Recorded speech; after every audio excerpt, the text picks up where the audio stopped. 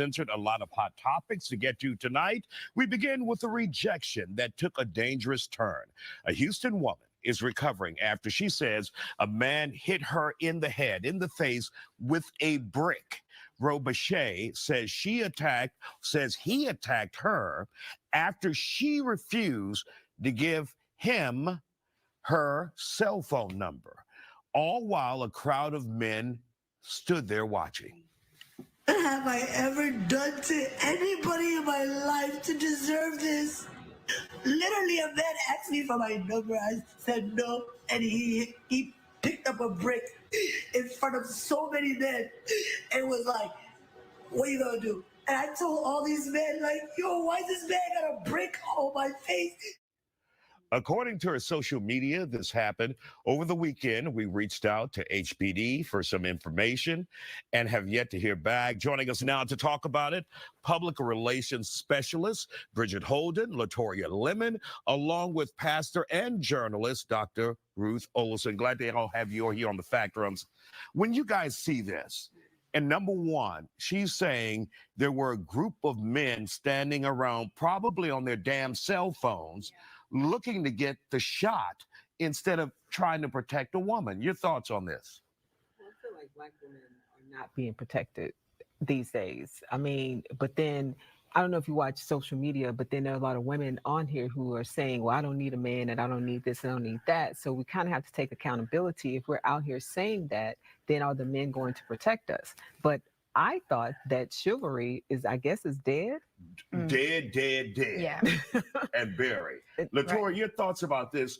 Number one, first of all, someone hitting her Right. with a brick because she refused to give their number, Right. if all the facts are correct. Absolutely. So I understand rejection is hard, right? But my real issue here, of course, I don't condone any violence and I don't like it.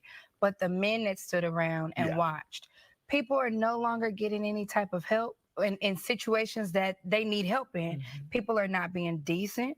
People are making everything a joke, everything a moment to go viral. And this is this lady's health. You know, this could have went even worse and she could still be in the hospital with severe damages. And so to see that nobody helped her, I mean, that's heartbreaking completely. And of course, Dr. Olson, we're talking about a new generation that's not used to rejection, not playing the old school rule games where you just keep trying, Yeah. And then you have people who, if they see someone who's in trouble, they think videotaping it is their response to helping them out. And that's not the case. Yeah, they're all of a sudden citizen journalists instead of helping. I want to just express so much compassion for this young lady. And I also want to express a lot of concern for where we are. If people can stand around and watch that, we do have to get involved. She asked a question in that. She said, what did I ever do to deserve this? Nothing. You didn't do anything to deserve that. So we want to put that out there. And also let's make an appeal that let's help people. Right. We've got to get back involved. That's who we are. A lot of the social media has separated us, and a lot of us think, well, it's just me. It's all about me. It's going viral. It's not about other people. So after watching that video, y'all tell me what y'all think. I couldn't hear on my headphones. So still playing. Still playing. Yeah.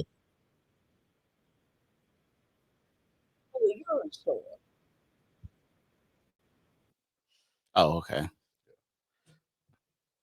So what y'all think so far? How y'all feel about that? That shit sounded like a lot when she first started talking. The lady? The one with the brick? Yeah, she sounded like a lot. So y'all don't think it was believable? No. It didn't sound believable when you listen to her.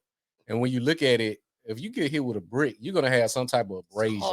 Some type of scab, some type of something. It looked like she just had some swelling or allergic reaction to something. Yeah. It looked like she did that herself. It looked like some bad makeup. You know how they have movie makeup? Oh, yeah. It looked like she got hit with no brick. Well, whatever hit her from what it looked, I think she had to go drastic because I don't know if y'all know she had a GoFundMe before the one she did for the video we just watched. 2020. And she did the same exact scenario for the earlier one. And basically, they were saying when she played and acted like she got hit the first time, it wasn't as drastic, her face, but this time she went all the way with it to get more and more people to be on her side. And like I said, this new GoFundMe that she had ended up getting, I think, to 42,000 before they shut it down because they found out she was lying. But it's crazy that so many people are sympathetic to people's causes because we've all been in the world. People just ain't walking up hitting you with a brick just because. It's just because, and then typically if somebody's just doing something just because, it's just some crazy mass shooting type shit. You in Walmart, somebody got fired or something, or they don't get no pussy, so they get mad at the world and they go shoot Walmart up. But just to be like you out at the club and a nigga just hit you with a brick, that's y'all as the ladies being out there in the dating scene or in the club or late at night with alcohol involved. Have y'all just had a man just randomly hit y'all? Oh, absolutely not. No.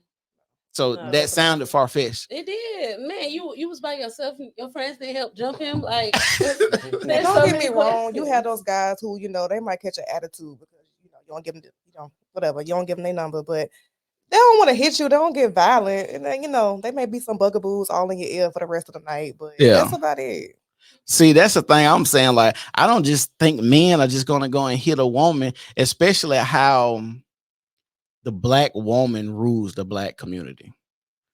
A lot of men are raised by, single mothers. So a lot of men are sympathetic to women already. So to me, it just sounds crazy that a man would just randomly just hit her because she denied him her phone number. Now, I have heard crazy shit like, I nigga call a woman a bitch. That might be far-fetched, that for the most extreme, but most of the time, even the men I've been with, and I seen them get rejected, and they just be like, "Oh, it's gonna be like that," or "Hey, you can't have a friend," or you know what I'm saying. They don't just be like, "Oh, I'm gonna hit you with a brick." Like that's weird.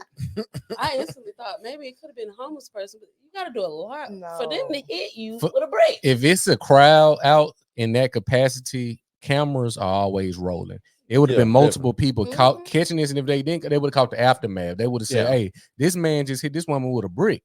Hey, this man just hit this woman." We would have been several different angles. You would have caught this. Yeah, for you not to have any angles, no video. Excuse me, no video evidence was found.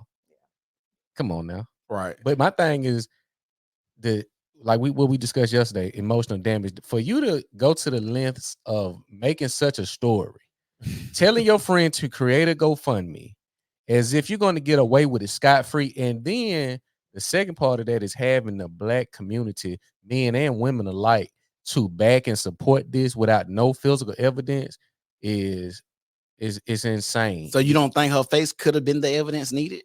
Well, I'm just saying the story from the outside, not the people who was there, but just the story on the outside looking in before anything was present, just like Carly Russell. Right. But automatically believed. Right. All these stories come out and you get caught lying and people double down on supporting them. Well, you don't know her story and it's all these excuses as to why you believe the bullshit story. It's insane. Well, I think the new normal is people want to believe the bullshit because it's what they say. It's it turns people on. It's thought provoking. It gets the people going. It's provocative. You know what I'm saying? It's something to talk about because you had to be a dumbass to believe a motherfucking black woman gonna stop on 459 to think she fit to save a motherfucking baby. Yeah. Come on now, and to see the baby, and you don't want to see it. Now that ain't to go off of what was going on, but that's crazy. So for us to just be believing these stories all willy-nilly, and I understand. So many people feel like they've been downtrodden. They feel like they are a marginalized group, especially black women. Black women feel like they're the least protected or whatnot. I don't know if y'all two ladies feel that way, but that's a common theme that I see on social media when I scroll up and down, the different platforms that black women are the least protected, black men don't care. And for this woman to do this, it's crazy to me. And I feel like even with like the Carly Russell situation, I've seen so many people like, "Oh, I don't want her to go to jail. She should just really get a slap on the wrist." I'm like, one minute, y'all black women say y'all the least protected, but then y'all don't want to persecute nobody to the fullest extent to not play with y'all image. Yeah, because she played on folks' tops. Right. You don't want to persecute this person and show like, hey, don't play with black woman image. Same with this one. Like this lady line, get by getting hit with a brick. She should definitely everybody should be like, hey, y'all need to throw the book at her, because as black women, we already keep saying we the least protected, and then the woman we try to jump behind. Y'all mean to tell me she lying? So she lying? Come on now. You shoot your what's the word, objective in the you tear it down, because now if that was the narrative that we would have played into before, right now and moving forward, it's definitely going to be a narrative, because no man is going to come to your aid, because we don't know if you're playing a line or trying to get some money or whatever the case may be.